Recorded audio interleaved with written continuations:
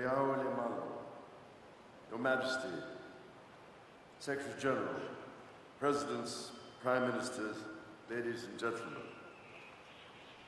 Since this is the first occasion on which I find myself attending this gathering of our family of nations as head of the Commonwealth, it gives my wife and myself enormous pleasure and pride to be with you for this 27th Commonwealth Heads of Government meeting.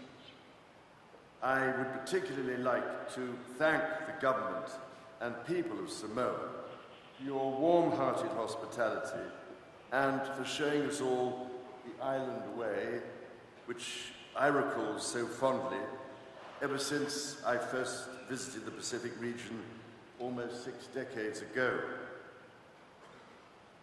The Commonwealth mattered a great deal to my dear mother, the late Queen. Her commitment to you all, as that of my grandfather, King George VI, before her, is one which has helped to shape my own life for as long as I can remember. Since my first visit to Malta, aged just 5, in 1954, I have travelled to almost every corner of the Commonwealth. I have met remarkable people in every conceivable walk of life and learned a great deal from so many proud cultures and traditions. All of this has given me an unshakable faith in the special nature of our Commonwealth and the extraordinary value it holds. This is a family, or Ainga, as our Samoan hosts would say, of countries, of organizations, and of people. All nations are equal in this unique and voluntary association. This year, as you all know, is the 75th anniversary of the Commonwealth, and incidentally, shortly to be my 76th. And throughout that time, we have committed ourselves to developing free and democratic societies and promoting peace and prosperity for all. This endeavour underpins how we understand and tackle contemporary and emerging challenges, rooted in our shared belief in the rule of law and an international order where every nation has a voice. Together, we represent a third of humanity, with all the splendidly diverse complexity that this entails. And yet, we know and understand each other, such that we can discuss the most challenging issues with openness and respect. At a time of heightened global tensions, of horrifying conflict, and challenges of the greatest magnitude, it seems to me that these connections between us are more precious than ever. Together we are wiser, stronger, and more able to respond to the demands of our time. That said, our cohesion requires that we acknowledge where we have come from. I understand from listening to people across the Commonwealth how the most painful aspects of our past continue to resonate. It is vital, therefore, that we understand our history to guide us to make the right choices in the future. Where inequalities exist, for example, in access to opportunity, to education, to skills training, to employment, to health, and to a planet in whose climate our human race can both survive and thrive, we must find the right ways and the right language to address them. As we look around the world and consider its many deeply concerning challenges, let us choose within our Commonwealth family the language of community and respect, and reject the language of division. None of us can change the past, but we can commit with all our hearts to learning its lessons and to finding creative ways to right inequalities that endure. Nothing, it seems to me, would do so more decisively than to champion the principle that our Commonwealth is one of genuine opportunity for all.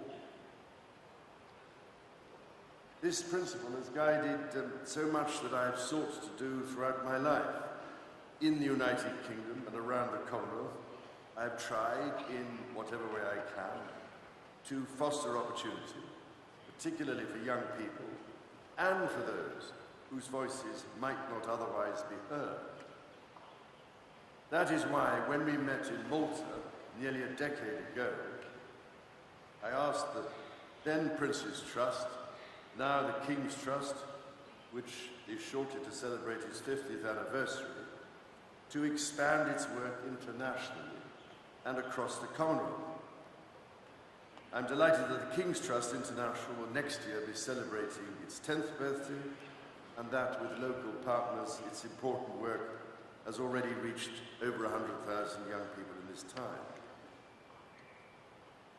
In this spirit, and following the conversations with the many leaders of island states gathered here, I asked the Association of Commonwealth Universities and its numerous members to consider the vital issue of access to education.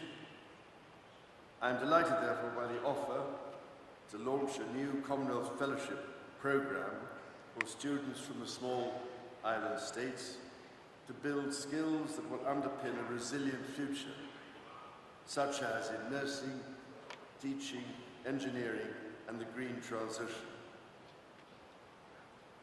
A further urgent challenge, and one that conditions all other challenges, as I've done my best to emphasize for many years, is the existential threat of climate change. I've spoken with many of you in the recent past, and I now find that climate change is raised as a primary concern, again and again. We are well past believing it is a problem for the future, since it is already undermining the development gains we have long fought for. This year alone, we have seen terrifying storms in the Caribbean, devastating flooding in East Africa, and catastrophic wildfires in Canada. Lives, livelihoods, and human rights are at risk across the Commonwealth. I can only offer every encouragement for action with unequivocal determination to arrest rising temperatures by cutting emissions, building resilience as far as possible to both the current and forecast impacts of climate change, and conserving and restoring nature both on land and in the sea. If we do not, then inequalities across the Commonwealth and beyond would only be exacerbated with the potential to fuel division and conflict.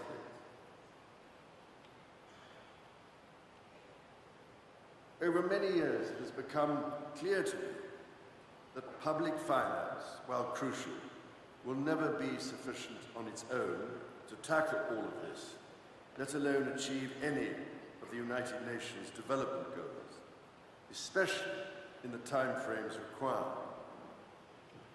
The Commonwealth, therefore, has an opportunity to work together with the private sector and civil society to unlock private sector capital for this mission, and in so doing, promote trade and investment and opportunities for young people.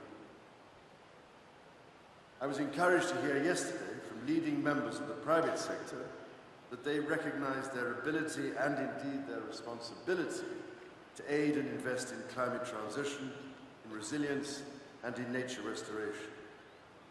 I do hope that in your conversations you are able to answer some of the key questions to achieve this aim, from how to address barriers to investment, to agreeing upon routes to use public finance to encourage private investment, and crucially, how public-private civil society partnerships can be forged so that such arrangements are fair and transparent for all. If ladies and gentlemen, the Commonwealth can succeed with this endeavour, then it will be an indispensable example to the rest of the world. Together we can expand opportunities across this family of nations to build shared prosperity and truly resilient economies, while also meeting growing challenges such as disinformation and extremism, and ensuring that the untold potential of technology, including artificial intelligence and social media, works for our societies, not against them. We can surely try to invest in as many as possible of the 1.5 billion people under the age of 30 in the Commonwealth to ensure they have the right personal development. This means skills, opportunities, and entrepreneurial drive, as well as the ability to thrive and prosper in this changing world while being shielded from the negative aspects of technology. I know from speaking to many of you in recent months, and from all that I have heard from around the Commonwealth, that these are among the issues that matter most to you and your people. I am pleased that they resonate strongly with the themes that Samoa has chosen for this CHOGM. I can only hope over the days ahead that you will make meaningful progress on these matters. So doing, I trust you will take inspiration from the Pacific way, working with respect, compassion, and compromise as your guides.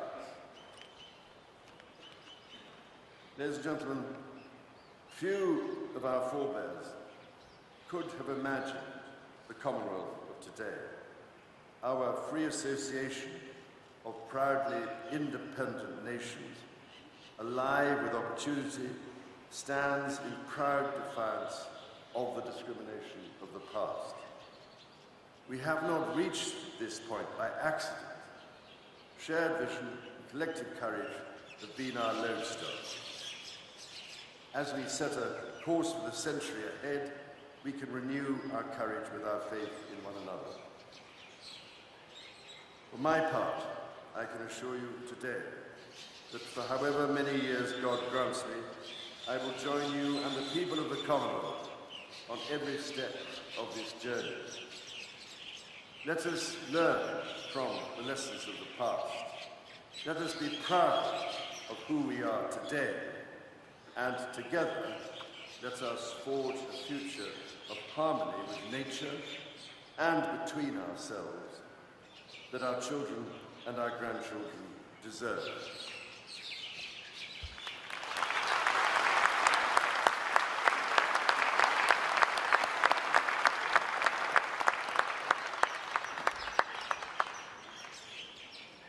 Your Majesties,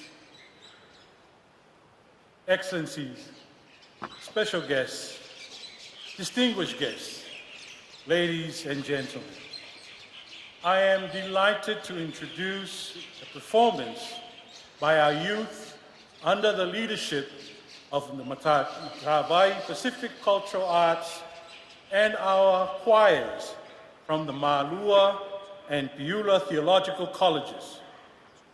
Our youth and our two theological colleges would like to portray our diverse, unique, but resilient cultures and traditions of our Samoa and our Pacific region. Enjoy.